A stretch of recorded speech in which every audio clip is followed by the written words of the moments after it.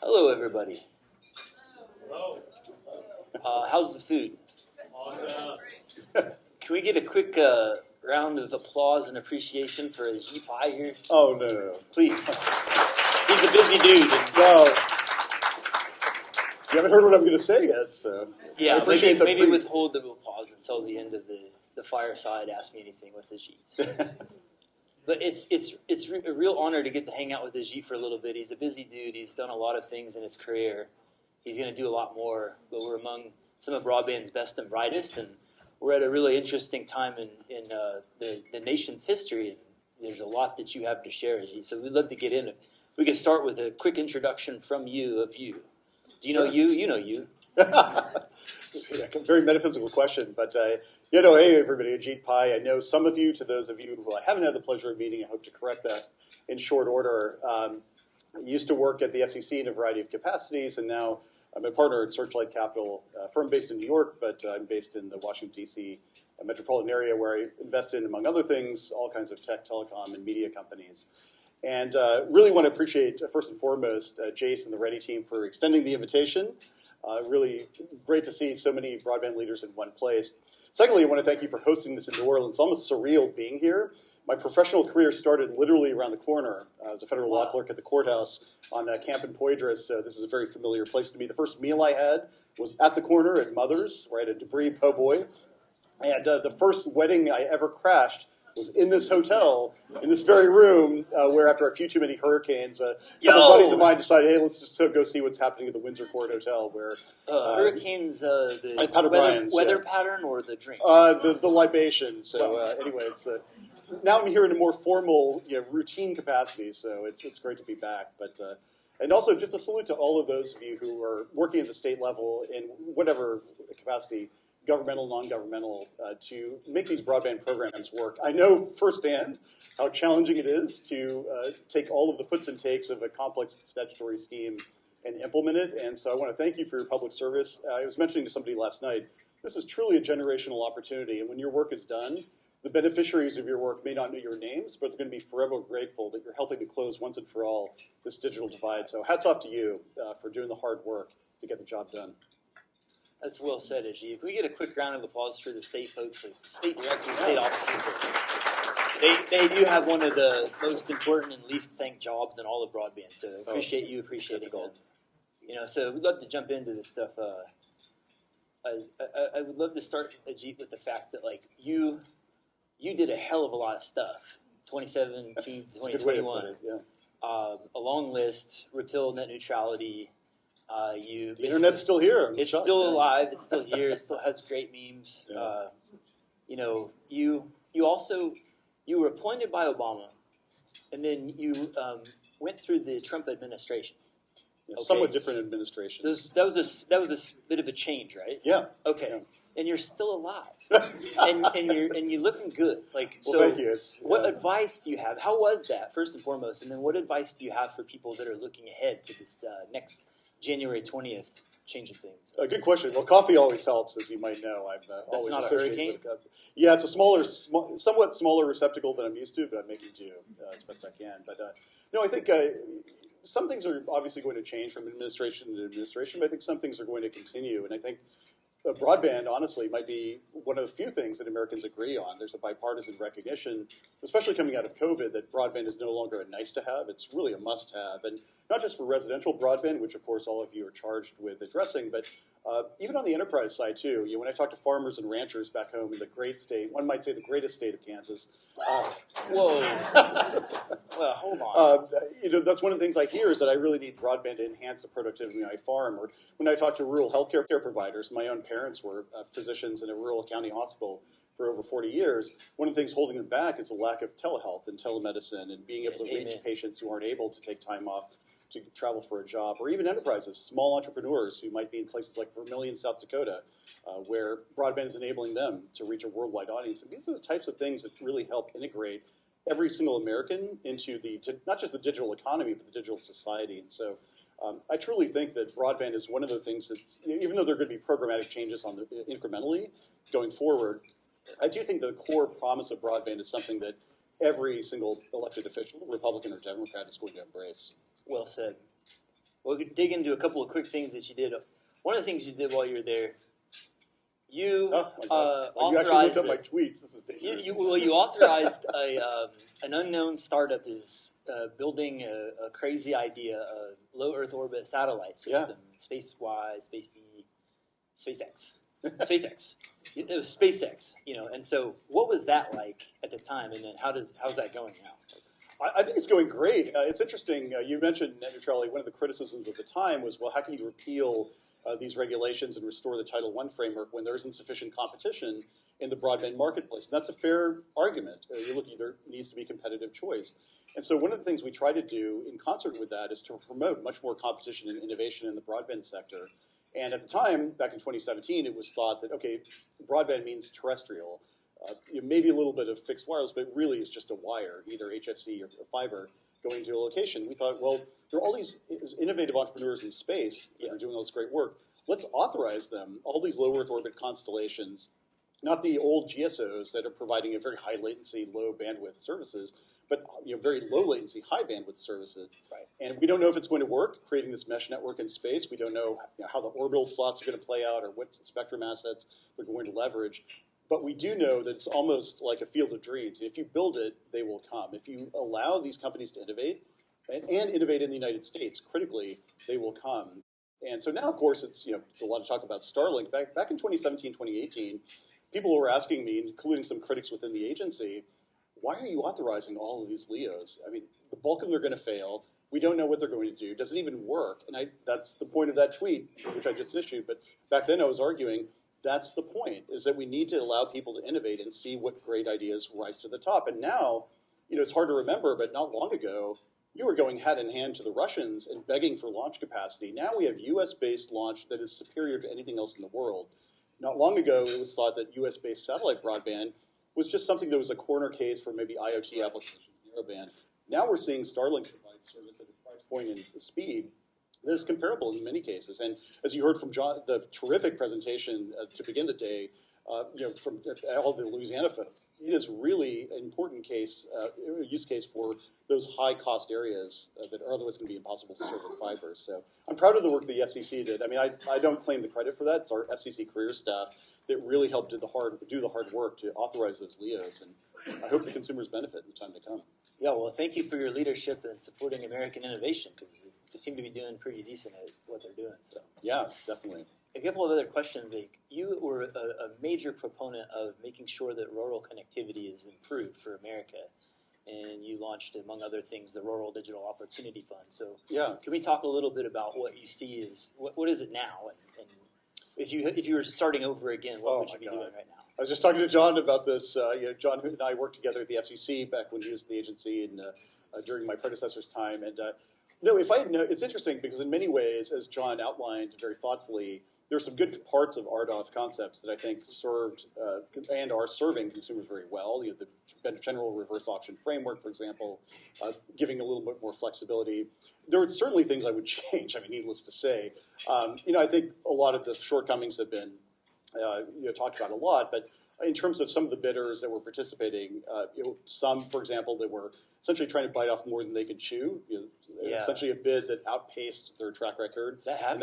And that was a big problem. You had some of those? No question about it. And similarly, one of the other problems that we had larger strategic bidders that were essentially engaging in opportunistic behavior, bidding down such that either they would default and there wouldn't be enough of a penalty for them to pay, so there was essentially blocking competition, or they would take it and be guaranteed that no one would ever overbuild them. And so those are the kinds of things that we would change. Additionally, and in my defense, I suppose, we didn't know when we were setting up this program in 2018 that, hey, by the way, 3 years from now, Congress is going to authorize a $42 billion fund in addition to other major vehicles like CPF to help solve this problem. Had we known that, because we had thought at the time when I did the event at the White House announcing this, we just assumed the only funding we can establish is going to be essentially a 10-year, $2 billion per year annuity. Yeah. And so when you're thinking about the funding in those terms, you structure it very, very differently. So I commend the folks like John and Louisiana Connect LA who structured things mindful of the lessons that we learned, because I think this is iterative, and I think they've really done a good job. And in other states too. I mean, we've worked with Dr. Holmes, I don't know if Dr. H is still here, in Virginia, you're just trying to apply some of the lessons that we've learned in a way that's going to be very thoughtful for those states. So I would do things tremendously differently, but there were some good things that are happening. Over 650, I think it is, thousand consumers who have broadband today that didn't prior to RDOF because of the program. So you oversaw billions of dollars flowing out to providers to get folks connected. And the state directors in the room, there's collectively over $25 billion worth of BEAD represented. And there's a new administration coming into the office. Did you see the election earlier this month? Was there one? Yeah, there was a primary. Oh, okay. Yeah. Okay. Yeah. And so in January 20th, there's they're going to be under new management in the United States of America, and they have a mandate. They view themselves as having a mandate from the people, and the mandate includes government efficiency.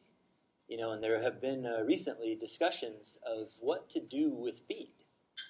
And folks that have been working for the last 3 years would like to make the case to the incoming administration that the incoming administration can get done in 3 months what the prior administration invested 3 years into doing. We'd love to hear your advice for folks thinking about how to look ahead to this big change, because you've survived a big transition like that. And, yeah. And you still managed to get money out the door. So what advice do you have for the people that are in the state seats right now? Well, I guess part of it is more federal programmatic in the sense that there are going to be changes to the BEAD program, I would assume. It was very interesting to hear some of the questions and commentary during the morning sessions about frustrations with NTIA that in terms of timeliness or ambiguity. And those are the types of things, look, just as BEAD in some ways, its implementation in various states can improve upon RDOF.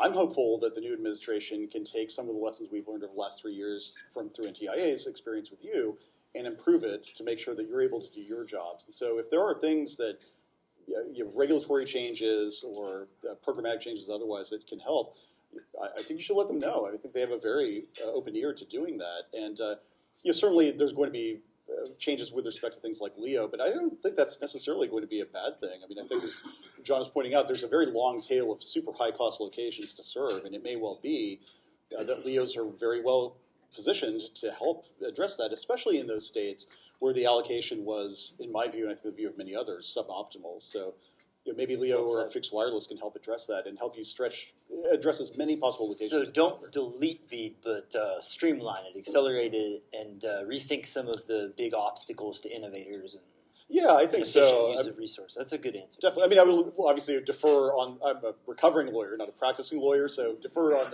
the legal particulars about amending programs that have already been legislated and appropriated and the like. But I think programmatically, we really need to think about is at the end of the day, stepping back from the politics of it all. Again, this is a bipartisan cause. I truly believe 100%. That. I saw it when I was in office. That those were the heads. Those were the times when I'd see the heads nod the most vigorously among my Democratic friends was when I said we need to get everybody connected to the internet. That's not a Republican issue or a Democratic issue. It's simply an American issue. It's an American issue. Yeah. Oh man. So you have so much to share. You were there. You've been there. Well, the value of it might be in question. Yeah, it's quantity, not quality. But Thank you. Exactly. It's okay. Yeah, I've been faking it till I make it. So. Listen though, there is a really clear thinker stepping in to fill the shoes that you filled in the chairman role, Brendan Carr, who's had really good perspectives on also supporting innovation. Like, are you advising Carr on any informal capacity, or are you talking to him, and what advice do you have for him? So Brendan was an advisor of mine when I was a commissioner, and was the general counsel, and then a commissioner himself when I was chairman. And so, he's a longstanding friend. And so if he ever asks for advice, my phone always rings, and I'm always happy to offer it. But I think it's a very important role at a challenging time. So I'm hopeful when it comes to issues like this, he will approach it with the same care and thoughtfulness that he has on other issues past. So, Brendan, if you're listening, you should ring Ajit. At minimum, you should also advise him on dank memes. But once upon a time, you were like a dank meme lord. Yeah, sadly, my kids are old enough now to start researching some of the detritus from the internet circa 2017, 2018. And it was an interesting time, shall we say. You used to have game. The internet is thirsty now for Ajit Pai meme tweets. I don't know if anybody remembers these. Folks remember these? some legendary.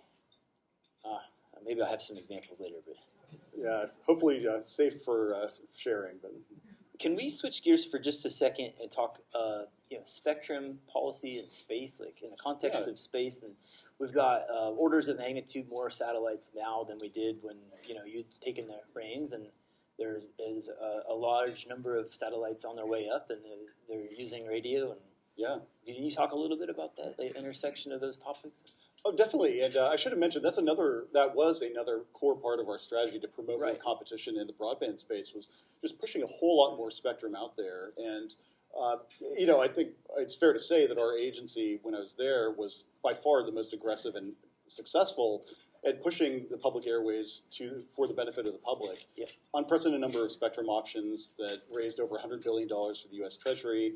And less remarked upon, but I think also very important, was a 5x increase in the amount of spectrum in midband that was available for Wi-Fi. We allocated the entire 6 gigahertz band for Wi-Fi, and now you see, if you go to your neighborhood Costco, you'll find Wi-Fi 7 routers that can get you gigabit throughput symmetrical, which is unbelievable. I mean, compared to where we were in 2017 when you had these 2.4 channels that were very constrained. And so I'm really excited about what all these spectrum assets, licensed and unlicensed, mean for American consumers. And when it comes to LEOs in particular, there's always going to be a fight.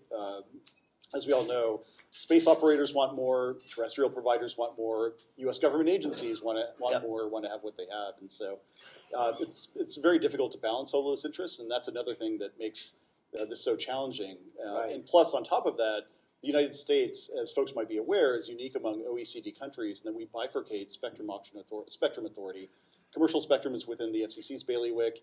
Governmental spectrum is within the Department of Commerce. And so essentially you have to have the two of them meet and collaborate in order to get things done. And so during my time, that was, a lot of the gray hair I have is attributable to either trying to work with or otherwise fight with the Department of Defense, FAA, NASA, NOAA, you name it, to get more of the spectrum into the hands of American consumers, which is not an easy thing to do. Well said. Do you remember that time we had a global pandemic? I do recall it so much. There was a part of that where you had to do some pretty tough work. Yeah, you basically showed the PRC influenced equipment makers the door. Yeah. That was tough, right? Like, what? It was very hard. Early on in my tenure, this wasn't publicly facing, so I couldn't say anything about it, but I started to be, one of the things that I had at the time was a TS-SCI clearance, and so you start working with your friends in the national security and intelligence communities. And as we started to get these briefings, it became pretty clear that there was a national security threat presented by certain equipment services and services vendors whose equipment was all over the United States. And so we started to think about, well, what should we do about this? And the first easy thing was to say, going forward, we're not going to allow any of that into our networks. Great. All fine. I mean, I don't think anyone would disagree with that.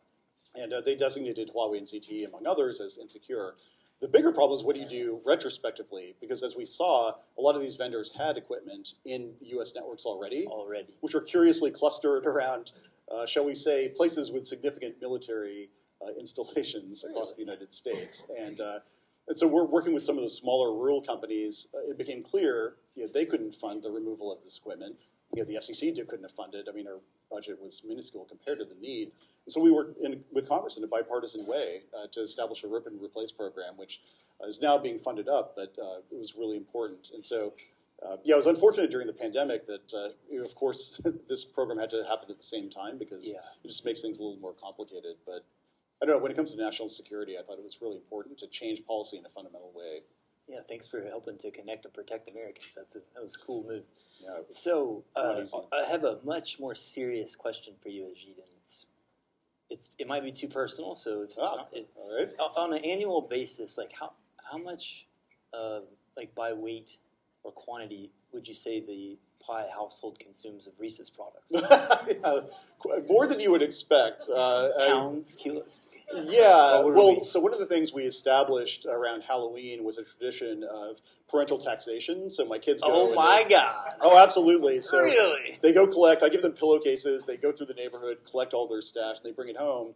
and then I essentially confiscate all the Reese's that they have. And keep all that you can carry, but the Reese's are mine. yeah, and so it's just a way of letting them know, like, look, either you help me knock out this mortgage, or you hand over some of your candy stash as just to help them understand what it's going to be like when they become adults. They have to fork over some of their hard-earned money. Getting them used to taxation too in the process. I know. But I would love to know at Hershey's headquarters, is there some slide about the amount of publicity we gave Reese's over the years that I was in office? I don't know, but I don't know. It's a fantastic product. If you ever get a chance to go to Hershey, PA, highly recommend it. There's an entire board talking about how they came up with the idea. It is just absolutely brilliant. It's, now we're innovating in space, but previously we innovated in this little container, which is delightful, absolutely delightful.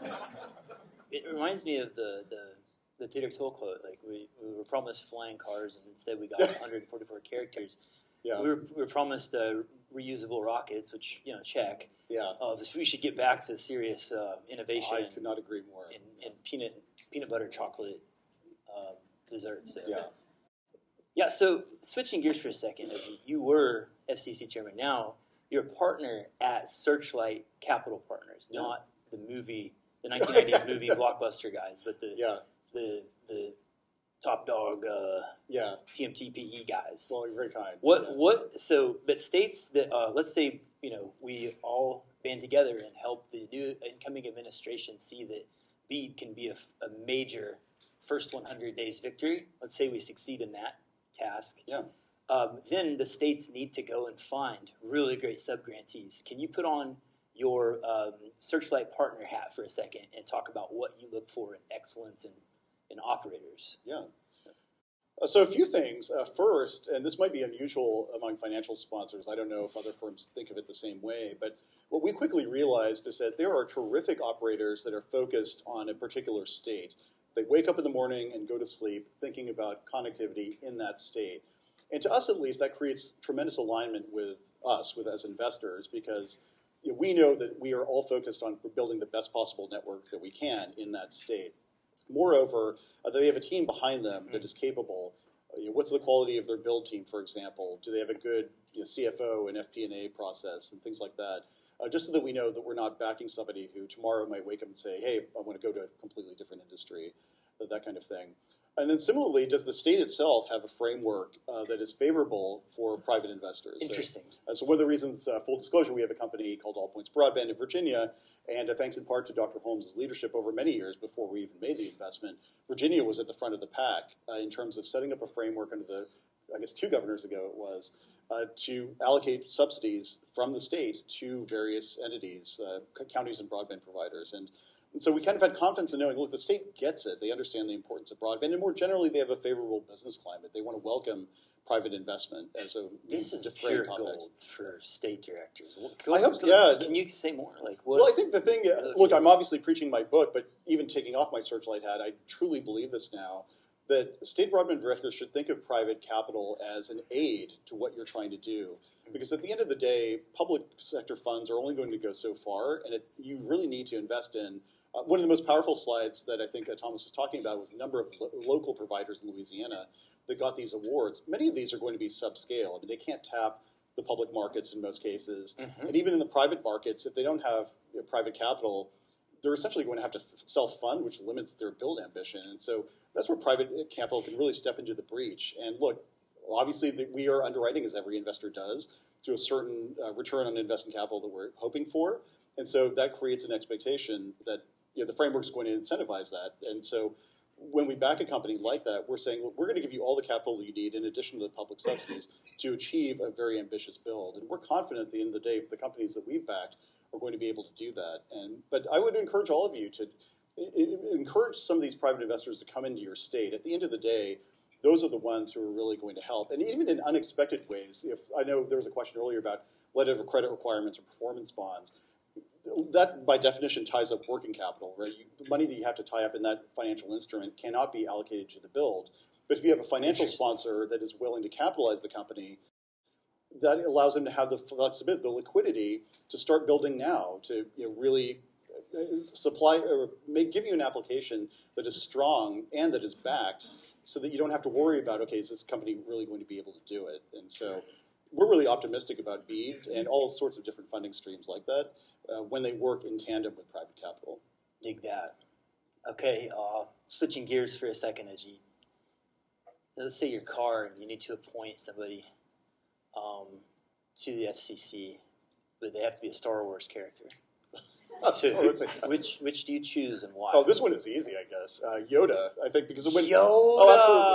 Because in so many different ways, Nice. And I think it was John who pointed out through the morning session. We're always fighting yesterday's war, and so in some ways, I feel like channeling Yoda when he's instructing Luke and Dagobah in Empire Strikes Back. You must unlearn what you have learned. That is so true when it comes to broadband policy, because I think, as I found in government, one of the most powerful forces in inertia is like the only reason why we do something is because we did it before.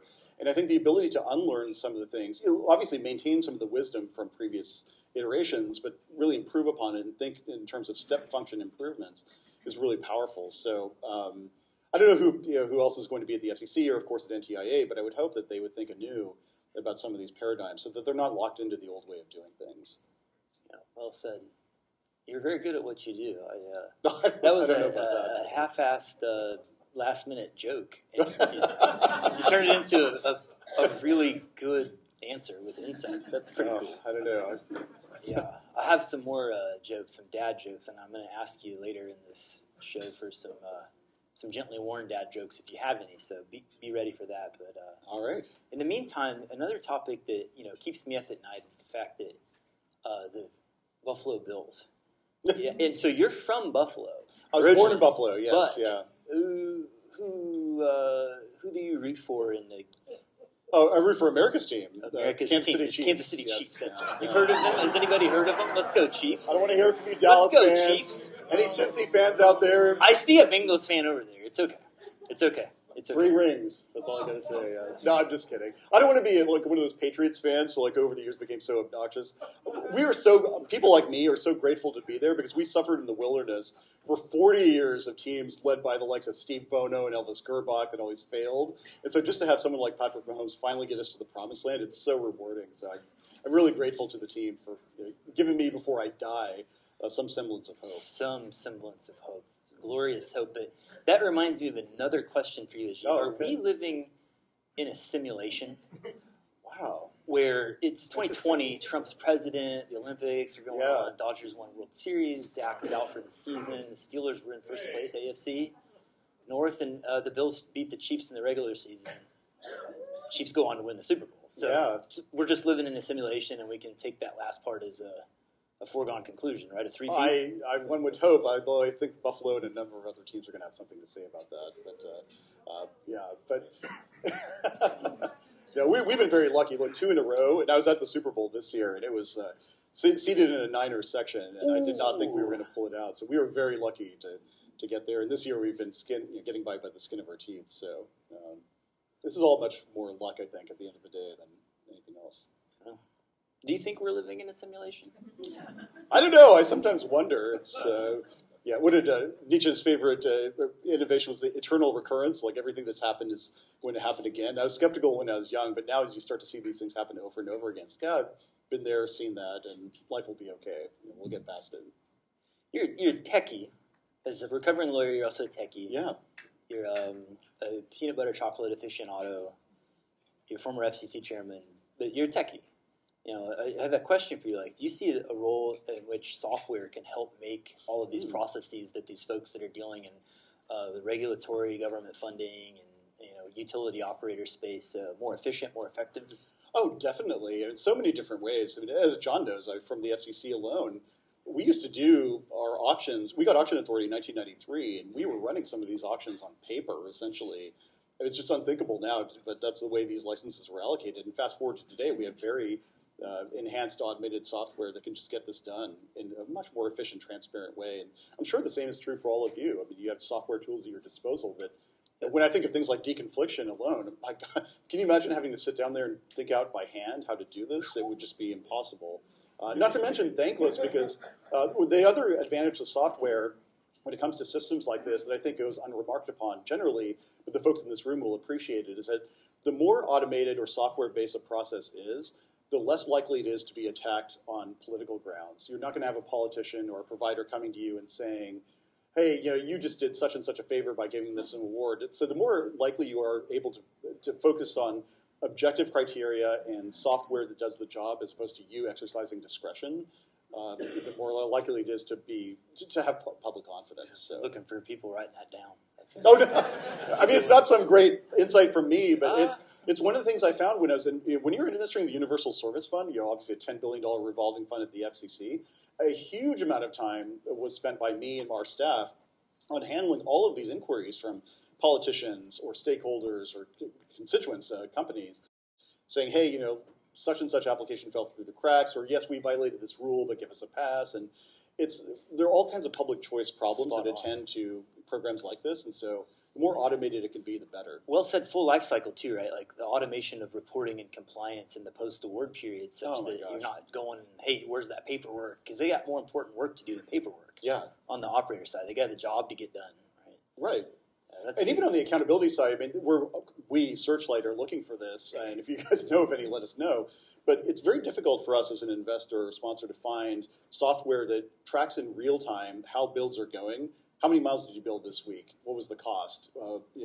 Those types of things, so that as board members, investors, as public officials, we can have full insight into how the build is going, so that you don't hit this cadence of, every milestone, if somebody comes to you and says, the dog ate my homework, and you're taken by surprise. Ideally, you'd like to have software that could help you track this stuff. Follow along with the journey of the deployment. Yeah, because I think it's just much better for everybody involved. As a partner. You're a partner. And so you have full alignment of provider, investor, public stakeholder, and the like. So we're on the same page. Well, Ajit, we want to make time for the broadband leaders and luminaries in the room to ask really hard-hitting, important questions. Yeah. But I still have some smart-ass questions to ask you, so we're going to do that for just another couple of minutes. Okay, we're going to start. We're going to get into some dad jokes, and do you have any gently worn dad jokes that you can share with me? Oh my God, I'm so sad that my daughter isn't here, because one of the great delights of being a dad, and prerogatives for those of you fathers in the room know, is embarrassing them in front of their friends. And so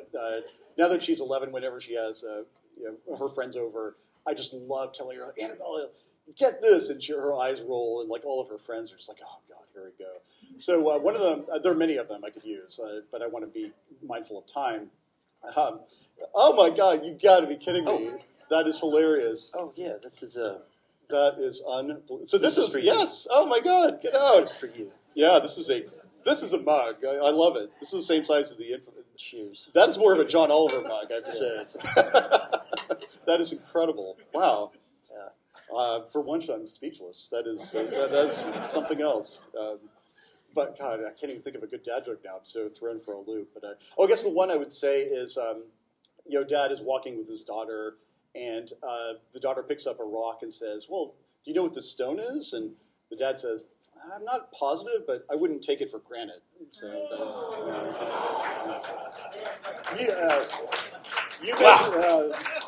Wow. You may groan, but you love it. All right, so I'm gonna try a couple out on you. All right, so mimes kidnapped my friend, and they did unspeakable things to him. Yes. It's from Doc Talk. Very nice. Check out Doc Talk. Very nice. Do you know why I cannot stand elevator music? Why? Because it's horrible on so many levels. We got elevator music fans in the audience? Yeah, right. Yeah, so Ajit, we super appreciate you. I want to make sure to touch on something before we turn it over to the audience for questions. I'm going to read it. I know it's you said this, and I just to me you're like an embodiment of the American dream. So I want to read this to people, and then we'll turn it over to some questions. So be thinking of your questions, y'all. But I'm going to read it for folks that are back in the back of the room. Speaking of being blessed, I often marvel at how fortunate I have been. I think of my late grandparents in India. One of them lost his father young and had to drop out of high school to work. Another ran a small spare auto parts store. I think of my parents who came to this country 45 years ago with literally no assets other than $10, a transistor radio, and a desire to achieve the American dream. I think of all of their sacrifices, all the risks they took, all those long hours they worked, all those moments when they must have warned about what the future would hold. None of them could ever have imagined that their great-grandson, their son, would have the honor of being asked to lead by the President of the United States. I hope my tenure as chairman will show me to worthy of sacrifices they made for me and the lessons they taught me. And I'm ever grateful that this wonderful country has given me and my family the opportunity to dream big.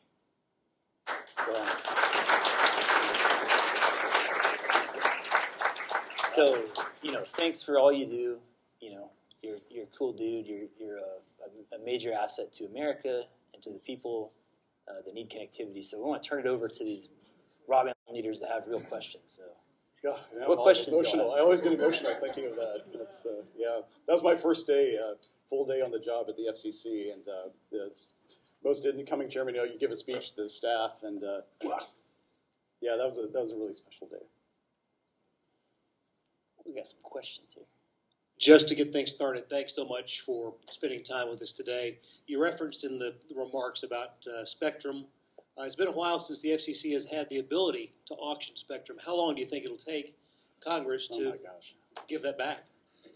I'm hopeful it'll come back soon. I was listening to a podcast in which Senator Cruz, the incoming chair of the Senate Commerce Committee, said that his very top priority on that committee, and its jurisdiction is quite broad, covering everything from oceans to transportation, but his top priority is going to be spectrum, and he has a bill, the Spectrum Pipeline Act, that would allocate or direct the allocation of some 2,500 megahertz of licensed spectrum into the marketplace. That would be a tremendous game changer, and it's really amazing when you think about it that this is probably one of the greatest innovations in government history. I mean, this idea pioneered by Ronald Coase in 1959, allocating the scarce property right through the means of the market mechanism, as opposed to FCC commissioners saying, I like you, but not you.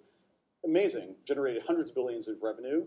And 1 year after Paul Milgram won the Nobel Prize in economics, because he helped institute this auction mechanism, the FCC lost authority to do it. And so this is something that I hope comes back. And it's a pay-for the government, so it's not a partisan issue as well. So stay tuned. I think good things are coming in the next Congress, the next White House.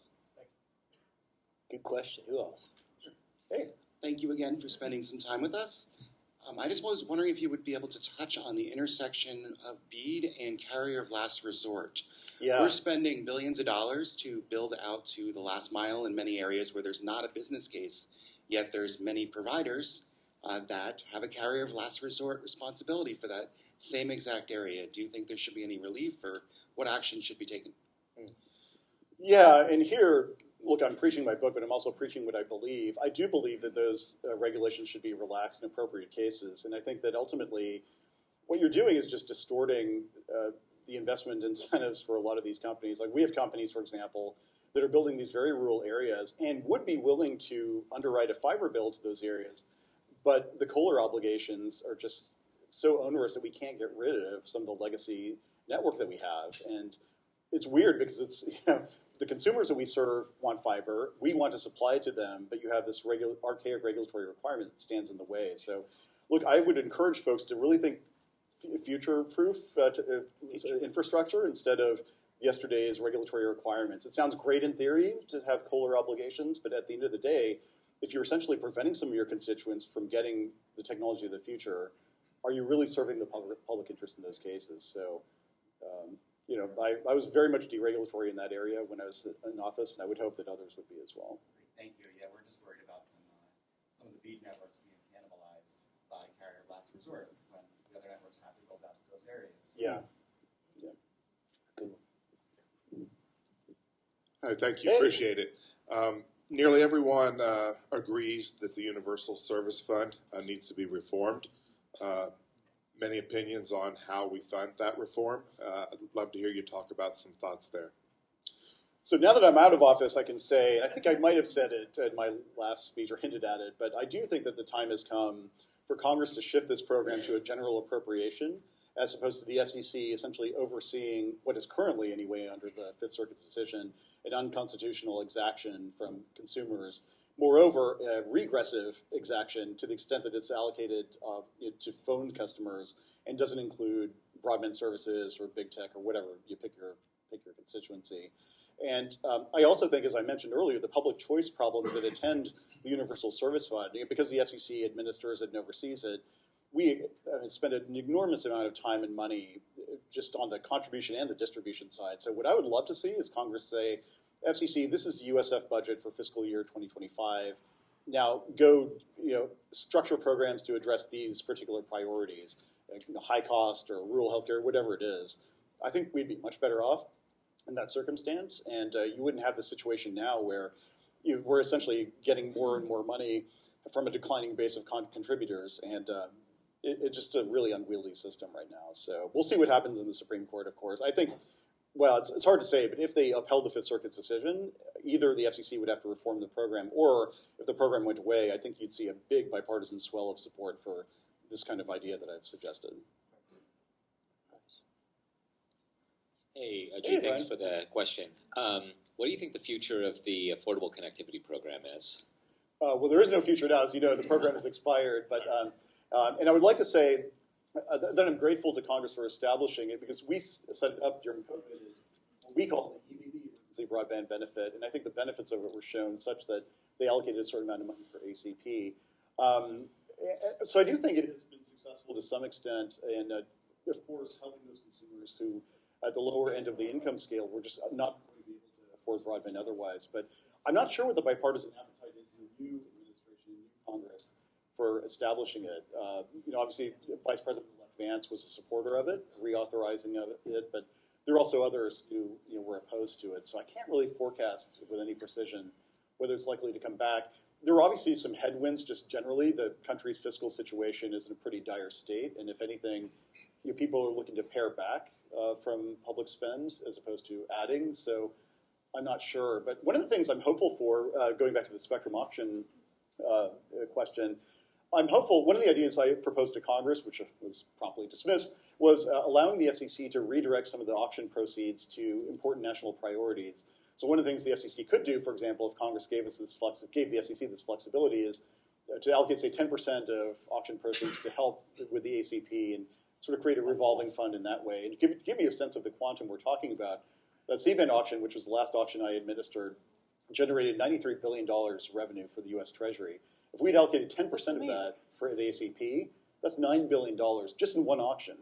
So you can imagine that could have really helped address some of the concerns that people had about ACP going away. So we'll see where things go. But I wouldn't pencil in a reestablishment of the ACP just yet, sorry to say. So one of the challenges with BEAD has been that we're all doing generally the same thing in 56 somewhat unique different manners, except for Louisiana, who just doesn't listen, apparently. Yeah.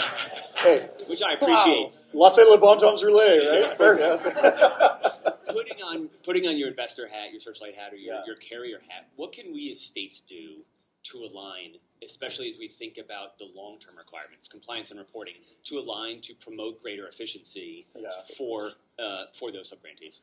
Oh, what a great question. I mean, I think the biggest thing is things like this, fora where you can share best practices, talk amongst yourselves about what is working and what's not. I think the FCC rightfully gets a lot of criticism for RDOF. One good thing is, of course, that you had a uniform set of rules that everyone could see, and the administration was uniform across the country. One of the disadvantages is that any mistake you made was, of course, replicated nationally. On the state level, of course, you have essentially 50 different programs, and so as an investor, it's been very, very challenging. Some states, to be candid, have made the rules quite difficult to navigate, and in some cases, we just don't see a path to getting there, and so we're not going to invest in those states, period. But in the states that are more open to encouraging private investment for the companies that they're looking to back, I think that sharing best practices is really, really helpful. The letter of credit requirements, I know, sort of easy pinata, but I can tell you that it is a massive albatross for the companies, smaller companies that we're looking to back. There just isn't a financial product for some of these companies to get in the market that would help them. And so to the extent you can talk to some of your compadres who have relaxed those requirements, as Louisiana has done, that's really helpful. Or just different, it's probably too late now, but just project areas, deconfliction protocols, like all of the things. To the extent you can standardize it, it makes it so much easier. And I know it's difficult because your allocations are different, and so you've got to think about addressing the Internet for All proposition in a very different way. But that's the kind of thing that makes it much easier to attract investment. And like I said, with Dr. Holmes in Virginia, I mean, we knew basically what we were getting, and that just made it so much easier for the company we're backing and for us to say we're going to make a major investment in this state. So good luck. I mean, I really hope that you guys can coordinate as much as you can, because I know it's not easy. Instead of standing up a program from scratch in some cases. Hey. So being familiar with the FCC, BDC, and the reporting and all of that, Yeah. and seeing that, for the most part, all the ISPs were responsible, right? But there were quite a few that might have been a little bit optimistic in their reporting. So That's a fair thing to say. No kidding. So I see that this self-reporting isn't working.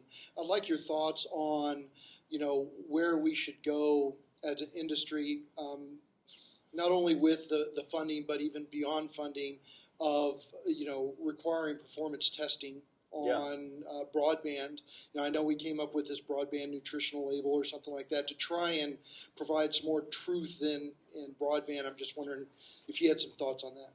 Oh, God, where to get started? I mean, it was so frustrating when I was in office to see these overstatements of coverage that you knew were overstatements. But, like the FCC is an agency with limited resources. We couldn't go out there and we're not going to do drive testing. We couldn't in every single state ourselves.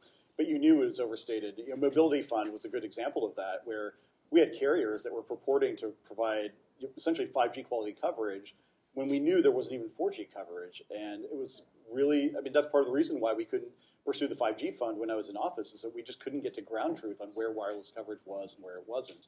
And so I think part of what I'd like the FCC to do, and it's, I think, started down this road to its credit, is just enhancing the penalties for reporting inaccurate coverage. That's so important. It's to borrow from that Seinfeld episode where he's trying to get the car rental. It's one thing to take the reservation. It's another thing to hold the reservation. It's one thing to say you have coverage. What really matters is having the coverage. And to the extent that you have penalties on the back end, they're going to give these regulations some teeth. That's super important. And here, too, I'd encourage you to enlist private resources to help you. In one of the states where we engage, for example, we backed a company. We helped the state in trying to figure out how many BSLs they actually had. And so we commissioned our own drive testing. We used Searchlight, and so we helped them increase the numbers of BSLs and increase their overall allocation we had to estimate by some 27%, because we were finding all of these locations were purportedly served by unlicensed fixed wireless, or in some cases even 5G that we knew, or cable that had not been upgraded. The HFC plant might theoretically support 100 over 20, but we knew based on what we were seeing that it was under 25. So there are a lot of people like us out there. We're not the only ones. So you think of the private industry, both operators and investors, as partners with you, because at the end of the day, our interests are aligned, and we can help you get to ground truth much more quickly, and in some cases at no cost to you. So email Ajit with your questions. Well, in all seriousness, I honestly, this has nothing to do with Searchlight, but because I have the same laboring oar that you do in this enterprise, you can always find me on LinkedIn, and I'm not charging you, I'm not preaching my book, or if I am, I'll tell you. But I'm more than happy to help, because I know how difficult it is to navigate these tricky waters, and I want us to get the job right. We're in it all together at the end of the day. That's a pretty sweet offer. Yeah, no, have this guy on the team. So, of course, it's going to be worth what you paid for it, but yeah. Quality, quantity. Yeah, right. Well, I would love to have your predictions on what will come of USF reform, and then relatedly, it's my understanding that Commissioner Carr, soon to be chairman, wants big tech to contribute, whereas maybe Senator Cruz, who will have oversight authority, does not agree. So how will that play out? Wow, going right to the heart of it. So I'll take the second one first. My understanding, based on the legal landscape, is that it would take an act of Congress to make an assessment on technology companies. And so we'll see. There's a big appetite for that. And in Europe, as you may know, the Digital Services Act and some of the other legislative vehicles the European Union has adopted essentially require contributions from big tech to support the infrastructure that they're riding over. And so I think there's a growing appetite for that in the United States. I do think that there should be a broader assessment of the contribution. Assessing USF on phone customers is just ridiculous. It's, this is going back to the Yoda conversation. I think we need to forget some of the old paradigms of doing things. And it used to drive me crazy when I was in office that USF is structured the way it is, or when it comes to the media marketplace, that for the purposes of the media ownership rules the FCC administers, we don't consider streaming or other types of internet-based platforms to be media products. Whereas my kids, when they think of we want to watch TV, it's all streaming. It's just weird stuff like that. But anyway, so I would like to see some legislative conversation about this because it would require legislative change. In terms of USF, it really does depend on what the Supreme Court does and how, if at all, the FCC responds. So it's been a while since I looked at the Fifth Circuit's decision, but my understanding is it said that the FCC's rules delegating the authority to USAC essentially created a Carter Cole violation. Carter Cole being that old Supreme Court's case that said a governmental institution can't delegate to a non-governmental institution rulemaking authority. So could an FCC order just update its rules to solve the problem? I don't know. We're going to find out. But yeah, I can't wait to attend the Supreme Court argument. It's going to be fascinating to see how that plays out. So thank you. I have a question, a little speculative in a bit. What do you see as the future of broadband expansion beyond this phase of government funded infrastructure? So beyond BEAD, ARPA, CPF, RDOF, what does the future of broadband expansion look like, in your opinion? Wow, that's a great question. I think it's incredibly bright, and I think that, of course, we've been talking a lot about residential broadband, but I think there's such significant tailwinds for broadband that I don't think yet are fully appreciated. We're at the dawn of a revolution in AI, for example, and one of the things we look at is the tremendous growth in data centers that are able to handle some of the internet traffic that's going to be generated by all these users. And those data centers come with tremendous requirements of their own, one of which, of course, is power and things like that. But another one is broadband. And so you're going to need ever fatter and deeper pipes throughout the country to help accommodate that data center use. And moreover, some of the other verticals that I mentioned earlier, I think are going to drive tremendous broadband penetration, precision agriculture, telehealth. I mean, we're just scratching the surface. And so to me, it's not unthinkable. Oh, and I should mention AR, VR as well, that you're going to see a lot more, and other types of mobile applications that are going to be very high bandwidth, require low latency. See, you're a techie. I'm not a techie, but I just think it's incredible. You're a closet techie. Well, for someone like me, it's just so unthinkable that, when I was a kid, going back to that quote you mentioned, it's just amazing to me that when I was a kid, to talk to my grandparents in India, my grandparents had to reserve a 10-minute block of time from the local post office. Oh my and then God. My parents would have to get on the phone, and a wired phone into the wall, and we'd have 10 minutes to just all four of us convey our thoughts. And now it's, wherever I am on a 5G or Wi-Fi connection, I can connect with I can have a Zoom call with all of my cousins from the UK to Germany to Austria, Australia to India. So you flash forward a generation from now, I mean, there are things that those in this room would just laugh at, but they're going to be commonplace. And so the one thing that's a constant, though, is the increase in bandwidth demand. So I'm really confident that... An insatiable demand for bandwidth. And to your point earlier about the digital services of tomorrow, it's not just the bandwidth, right? You were touching on the data centers, and we think a lot about information infrastructure as a three-legged stool where transmission is one leg, but compute and store are the other legs. Oh, it's tremendous. And having remote distributed compute and store resources, edge infrastructure that's not just pipes, crisscrossing, but, capable of processing is going to be essential to next generation telehealth, So. Definitely. And I mentioned power, by the way. I mean, I don't know if any of you have jurisdiction over power, too.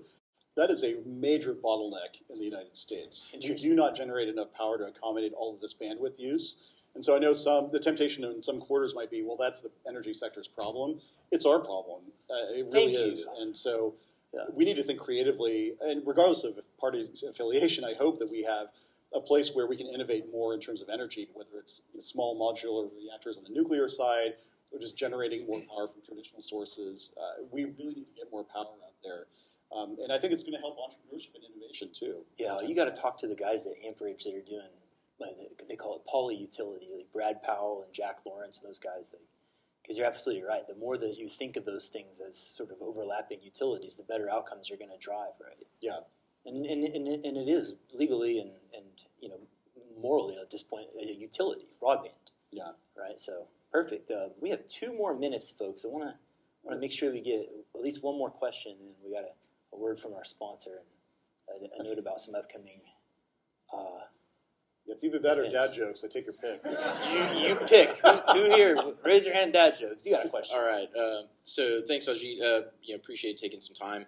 One of my concerns in kind of looking at the Fifth Circuit ruling is thinking about E-rate. And so, as can you identify a couple of the risks to the E-rate program, number one, and then what should states and then educational institutions that go after it themselves be thinking about for the future to help mitigate those risks? Wow, good question. So, I mean, certainly E-rate faces the same general problems that the USF program does in both the sense of the declining contribution base and the legal foundation for the entire program. So we'll see how those two things play out in the years to come. More generally, though, I think the problem that E-rate has, and this is something that I thought of as a commissioner and proposed, and that's the one regret I have from my time as chairman, is that we didn't reform the program, is just to make it more user-friendly. I know that there are some school districts and individual schools and libraries that do fantastic work with E-rate. But I remember very vividly going to my own hometown. I grew up in Parsons, Kansas, and relatively lower income community, 3 hours south of Kansas City. Very small school district, and they did not have the money to hire an E-rate consultant or otherwise navigate the thicket of forms. A mistake on any one of which would have put them into this USAC appeal process. And so it really broke my heart when the school district administrator told me, we don't even bother applying for E-rate because it's so complicated. I would love to see a future FCC just streamline this entire process, either make it a student-based process so you get a fixed amount of funding based on the number of students you have, some objective criteria that allows you to make an application process just one page, either for a school or a library or for a school district, so that anybody, anywhere, should have the ability to apply for and get funding. And secondarily, I would say that E-rate should be restructured to give school districts more flexibility. Some schools that are more advanced may need sort of internal Wi-Fi connections. Other schools that are more in the starting blocks may need fiber, whatever it is. But give them the flexibility to decide what it is that they want and institute accountability measures in the back end to make sure that they use those monies for the purpose intended. But where we are right now, it's just, there's some school districts, and you see some of these are criminal cases where the school district gets a ridiculous amount of funding, and you see computers or other equipment just sitting in closets because they never use it, because it's just a waste of money. And then you see school districts like mine, which just don't get anything. And so, to me at least, educational equity in the tech space means that your ability to leverage these technologies should not depend on who you are, where you happen to live, or the facility of your school district. It should just be a flat opportunity for everybody to benefit from the E-rate program. Wow. Oh, Dr. H? Well, yeah, definitely. Oh, sorry. Dr. Holmes, please. Question. We'll go a couple minutes long. Ajit, so one question I have, and so in Virginia, just to bring up RDOF, it is the elephant in the room for a lot of directors with potential companies defaulting, right? Right. And so we've been fortunate in Virginia where we've been able to work through a lot of 214s where the RDOF winner has now said, okay, we're really not going to build it out. We don't want to default, and so we've been doing a lot of transfer of RDOF locations from RDOF winners to other providers that they might have beat in RDOF, right? And so other states aren't even having those conversations yet, and so I'd just be curious, with you all working with a lot of providers in many other states, how are you all sharing that opportunity? Because I don't think a lot of folks know that states have the ability to do that if providers are willing to take on the RDOF, and so we've been really successful where we know that we've been able to get out in front of defaults and be able to either add them to BEAD or be able to move them to an existing body project and get them built out now. This is a great question, and this is one of the things I wish it could have been figured out before BEAD began in earnest. Of course, I was hoping that the FCC would weed out some of these RDOF zombies, you might call them, that are just, they have the award, but they're not going to build. They're also not going to default because there's no mechanism that forces them to default. And I would much prefer, I would love for them to be defaulted so that you can get those back into the BSL pool and you can address them in BEAD. Because I think the worst thing in the world would be if after all of this is done, you spend all of this money and you still have tens of thousands of locations that don't have broadband. There's not going to be a BEAD 2.0, right? This is it. So you should get it right now. So if a state doesn't have, the FCC won't force them into default, I would definitely encourage all the RDOF recipients and others to be aware that there is this possibility of essentially transferring the RDOF liability or opportunity to another provider that's going to do the job. I bet you a lot of them, they don't want to turn their RDOF board in because they're worried about what that might mean, but you sort of create a safe space for them to relinquish it. There are plenty of other, we back companies that do exactly this, and we want to build into those locations that